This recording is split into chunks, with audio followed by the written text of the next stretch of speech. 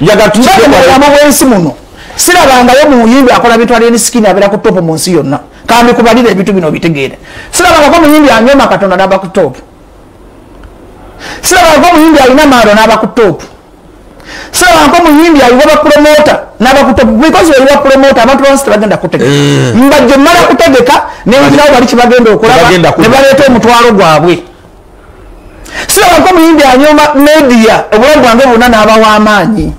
mo especially sila ko muyimbi anyoma manyi gabantu ali yani sikini mu video je yogerera yagamba mungamba manyi gabantu mbaberera undi dem kati ngayagamba n'abantu yetasala kwafukira mukazi naye omuntu omukazi akola atya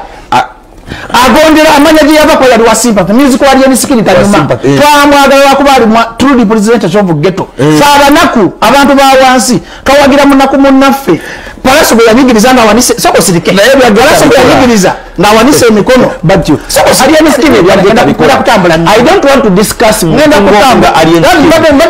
tuse wankulagiza sayimoka ngamba tibadyo akakundi kamwe kakuba buli muyimbi agano kubaguza echi bale mukoye ku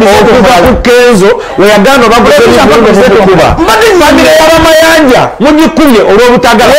muyimbi aliyeni skini mumukumye olwokuba yajjawo nkwato festival n'empalampalo kongamba nakuba Kenzo namukubaje Kenzo nkugambye akakundi ka promoter kati akola ki Kenzo ngatanso kwetegeka ebivulu mwakakundi kamwe ne baluba bamukuba Kenzo bakuye federation bela presenter ina information bali ku TV number 1 mu Rwanda never come to TV